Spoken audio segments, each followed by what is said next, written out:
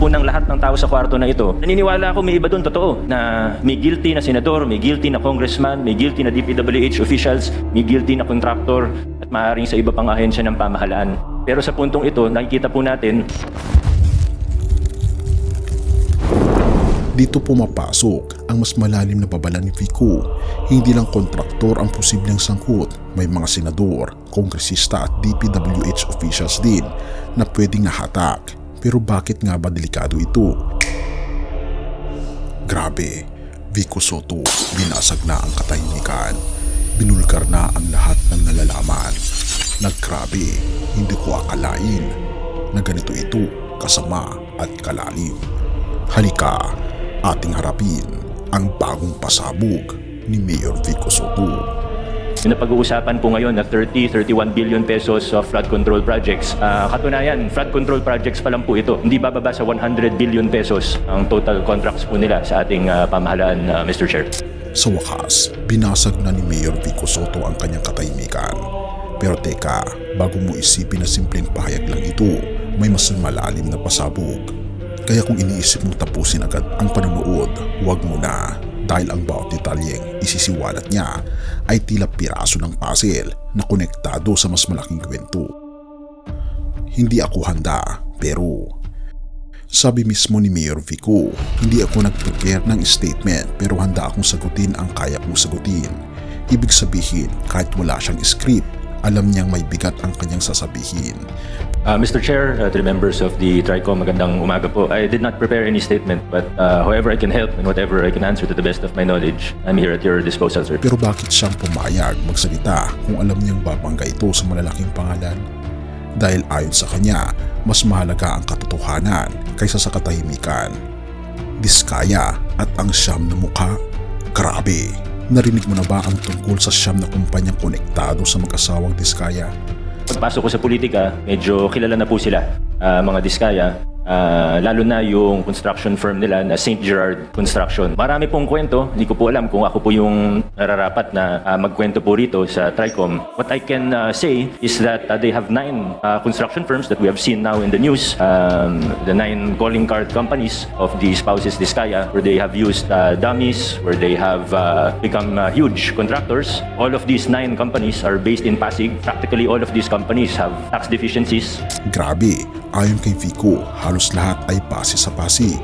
Pero hindi lang basta kumpanya, mga dami corporations daw ito at halos lahat may tax deficiencies. Pero ang mas nakakagulat, kahit noong siya na ang mayor, nakapasok pa rin sila sa bidding. Bakit? Dahil open at public bidding ang batas. Pero kung ganoon, paano sila paulit-ulit na nakakakubra ng bilyon-bilyon? Kahit nung mayor na ako, naungontrata pa rin sila sa LGU kasi pinapatupad po namin sa Pasig ay strict adherence to the law, which is open and public bidding. And we have observed with the DPWH, palaki ng palaki yung mga project nila. Yung napag-uusapan po ngayon na 31 billion pesos of flood control projects. Katunayan, flood control projects pa lang po ito. Hindi bababa sa 100 billion pesos ang total contracts po nila sa ating pamahalaan, Mr. Chair. Ang maliit na 2% na malaking sablay. Narito ang mas matindi. Sabi ng Diskaya, 2-3% lang daw ang kita nila sa bawat kontrata. Pero sabi ni Vico, kahit simpleng logic lang, imposible iyon. Bakit? Dahil kung 100 billion ang kontrata, kahit 2% ay katumbas ng 2 bilyon. Grabe, isipin mo, 2 bilyon para lang sa maliit na porsyento. Therefore, malinaw na hindi tugma ang kanyang pahayag. Thank you, Mr. Chair. Marami nga po tayong naobserbahan na isang very glaring na kasinungalingan ay yung kahapon po sa statement, sa sworn statement po nila, ay na 2-3% lang daw ang kinikita nila sa bawat kontrata. Kahit naman po hindi ka eksperto sa larangan ng construction o engineering, obvious naman po na kasinungalingan ito. Meron pa po, sabi po nila, sabi niya po, minsan daw po, lugi pa daw siya. Ang bait naman po ng mga ito. Kung tumatanggap sila ng kontrata sa gobyerno, nagbibid sila para malugi. No sane business person would do that. Of course, I think everyone in this room would agree. Alam ko medyo, Mr. Chair, with all due respect, if we just apply simple logic, it is already clear that they are lying. Pag tinignan po natin logically, 2-3% of even 100 billion, iti 2-3 billion pesos lang po ito. Mga sasakyan, mansyon at 11 digits. Ayon pa kay Vico, mismong mag-asawa ang nagkamali sa interview nila. Sinabi nilang may 11 digits sila, ibig sabihin nasa 10 bilyong piso. Pero paano nila sasabihing maliit ang kita kung sa lifestyle pa lang nila obvious na hindi itutugma? Grabe, isang jade pa lang sa kanilang opisina halos 100 million na. Therefore, sino ang maloloko nila? Kaya nilang magsinungaling nang walang kumikindat na mata. Pakinggan pa natin si Mayor Vico. Sila naman po yung nagmalaki at nag-flaunt. Pinagyabang po nila yung lifestyle nila. Sabi ni Ma'am si Sarah, pinagyayabang nila 11 digits ang assets nila. So hindi bababa sa 10 billion. Nakita po natin, isang jade lang nila sa sa office nila. 100 million na kagad yun. Yung mga sasakyan, if they paid the correct taxes, it would easily reach almost a billion, if not more than a billion. How will you afford that if you're only earning 2 to 3% profit? Dito pumapasok ang mas malalim na babala ni Vico. Hindi lang kontraktor ang posibleng sangkot, may mga senador, kongresista at DPWH officials din na pwedeng nahatak. Pero bakit nga ba delikado ito?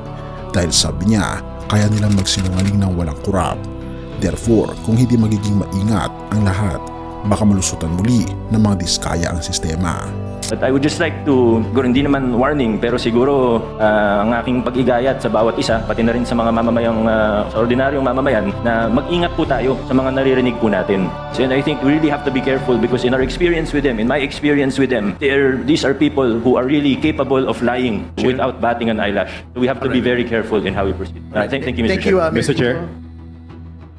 Ang huling manifesto, sa huli, hindi lang basta testimonya ang iniwan ni Vico. Nanawagan siya na imbestigahan ng BIR ang tax deficiencies ng siyam na kumpanya. Kung totoo ngang may bilyong-bilyong kontrata pero kulang sa buwis, sino ang tunay na talo? Tayong mga Pilipino. Alam naman po ng lahat ng tao sa kwarto na ito, naniniwala ako may iba doon totoo na may guilty na senador, may guilty na congressman, may guilty na DPWH officials, may guilty na contractor at maaaring sa iba pang ahensya ng pamahalaan. Pero sa puntong ito, nakikita po natin ang tanong sa konklusyon, sino ang mas matindi? Grabe, malinaw na hindi simpleng kwento ng bidding ito, kaibigan. Ito ay kwento ng yaman, impluensya at kasinungalingang kayang takpan ang mata ng publiko. Pero dahil nagsalita si Vico Sotto, lumilinaw ang larawan. At ngayon, nasa kamay na ng mga nasa kapangyarihan kung lalaban sila para sa katotohanan o pipikit na lang. Grabe, habang iniisa-isa natin ang mga bilyong nawawala at mga kasinungalingang inuulit-ulit, mapapaisip ka, sino ba talaga ang pwede nating pagkatiwalaan? Dahil kung sa mundong ito, may mga taong kayang magsinungaling ng walang kurap, pero may isa na hindi kailanman nagsisinungaling, kaibigan. Nasa gitna ng kaguluhan at ingay ng politika, mayroon pa rin tunay na ilaw na hindi kailanman magdidilim. 1:14 verse 6. Ako ang daan, ang katotohanan at ang buhay. Walang makakapunta sa Ama kundi sa pamamagitan ko. Kung kaya nilang itago ang bilyon, kung kaya nilang balikutin ang numero, ang ating Panginoon Jesus lang ang katotohanan hindi pwedeng itago. Grabe, lahat ng lihim ng tao mailalantad din sa harap niya. Kaya habang nadadala tayo sa mga eksena ng mga kontraktor, senador at opisyal, tandaan natin may huling araw na darating. At wala nang lusot, wala nang dami, wala nang cover-up. Doon, ang ating Panginoon Jesus mismo ang magiging hukom. Pero ang maganda, siya pa rin, siya rin ang tagapagligtas. Kaya kaibigan, kung talagang gusto mong kumapit sa katotohanan, hindi ito makikita sa pera o posisyon. Makikita ito sa pagtanggap sa ating Panginoon Jesus na siyang daan, katotohanan at ang buhay. Purihin ang ating Panginoon Diyos at tayo manalangin. Ama naming Diyos na makapangyarihan sa lahat, tunay nga po Panginoon na wala ng ibang daan patungo sa katotohanan at ang buhay kundi sa aming Panginoon Jesus lamang. Tulungan niyo po kami Panginoon na isegue parati ang aming mga atensyon sa magulong mundong ito patungo sa kalulatian lamang ng aming Panginoon Kristo.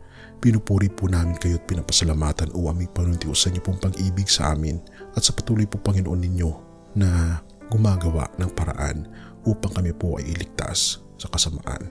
Salamat po Panginoong Diyos sa inyo pong pag-ibig at patnubayan niyo po kami at patawarin po kami sa lahat ng aming mga pagkukulang at pagkakasala sapagkat ito po ang aming samot hiling. At salamat po sa pagdinig ng aming mga panalangin. sa pangalan ng aming Panginoon Hesus. Amen. Bago natin ipagpatuloy kaibigan, siya nga pala ang Great Controversy na isa sa mga pinaka-kontrobersyal na libro dahil tumutukoy ito sa mga propesiya sa libro ng Daniel at Revelation na nagaganap na sa panahon natin ngayon bago ang pagdating ng ating Panginoong Diyos ay pinamimigay na namin ng libre sa pamamagitan ng PDF. At ito ay nasa limited lamang na panahon, kaya i-click mo sa description sa baba upang ma-avail mo kaibigan ang napaka-importanteng libro ito na magbubukas sa iyo sa mas maliwanag mong hinaharap. Purihin ang ating Panginoong Diyos at tayo magpatuloy.